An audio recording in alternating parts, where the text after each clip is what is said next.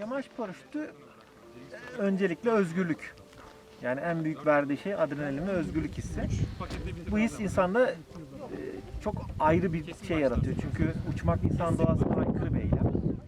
Ve insan doğasına aykırı bir şeyler yapabilmek, gökyüzüne kanat açabilmek, gökyüzüne uçabilmek çok farklı bir keyif, çok farklı bir adrenalin, eğlence. O yüzden yamaç paraşütü sporunu yıllardır yapıyoruz. Uç noktalarda gelebiliyor insanlara, hani annesin, ne gerek var falan diye, ama güvenli yaptığın zaman çok da tabii ki riskli, ama güvenli yaptığın zaman, sınırlarını bildiğin zaman kendini koruyabileceğini ve güvenli bir şekilde yapabileceğini düşünüyorum bu sporun.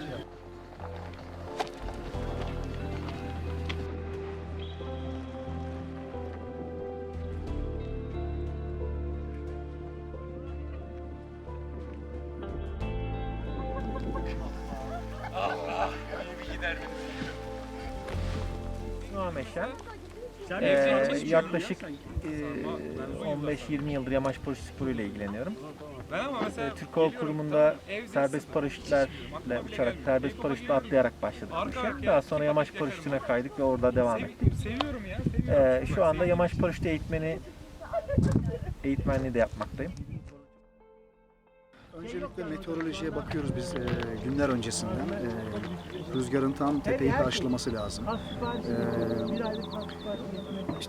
Meteorolojik verileri değerlendirip uçuşa uygun olduğuna karar veriyoruz. Sabah kulüpten hazırlanıp öğrencilerle birlikte buraya geliyoruz. Saat 11'e kadar yeni başlayan öğrenciler, termik aktivitelerinin çok olmadığı zamanlarda onları uçuyoruz. Saat 11'den sonra termikler hızlanıyor, daha profesyonel pilotların zamanı geliyor. Akşamda mümkün mertebe hava kararına kadar uçuşları devam ettiriyoruz. Akşam güneş etkisini kaybettikten sonra öğrencileri tekrar başlatıyoruz uçuşa. Yani öğrenciler çok sıcak havalarda, çok termikli havalarda uçurmuyoruz. Sabahın erken saatlerinde ve akşamın geç saatlerinde. Bir günü böyle bitiriyoruz.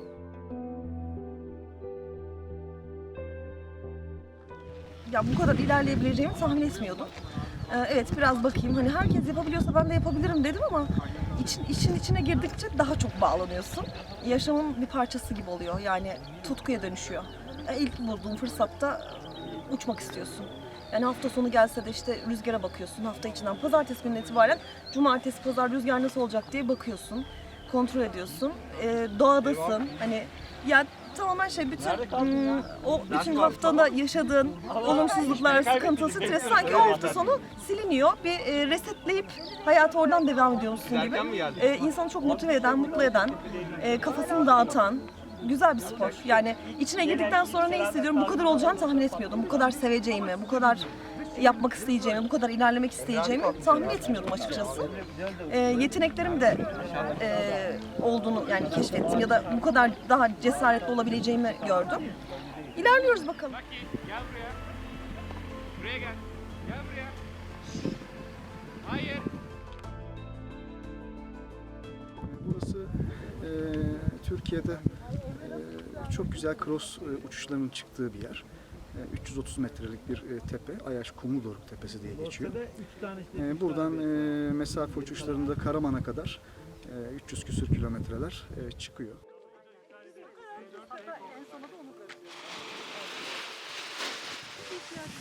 Evet, durdur, kanatına geçmesin, kanatına geçmesin, kanatına geçmesin. Evet, tamam, okeydir. Ankara'daki birçok insan yamaç paraşütünün Ankara'da yapıldığından bile haberdar değil. Aslında Ankara'da şu an yani Türkiye'deki en yoğun yamaç paraşütü yapılan bölgelerden birisi. Ankara'da şu an 8-10 tane yamaç paraşütü kulübü var ve çok yoğun bir şekilde bu faaliyet yürütülüyor.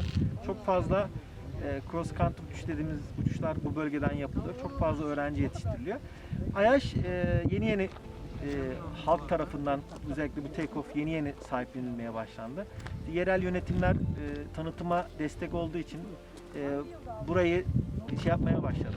Önem vermeye başladı. Take-off'u yaptırdılar, kalkış alanını yaptırdılar. Hem Ayaş'ın tanıtımına, hem bölgenin tanıtımına, hem de sporun tanıtımına katkı sağlıyor.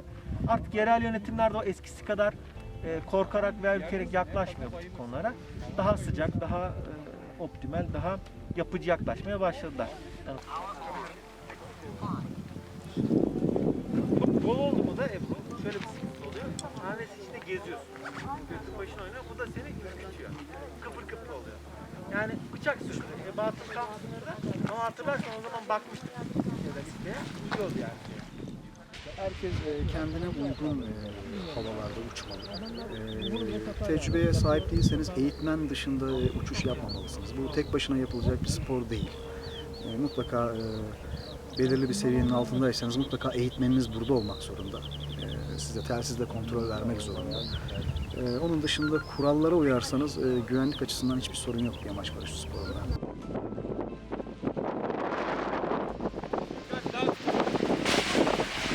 Kanatları yakalayın.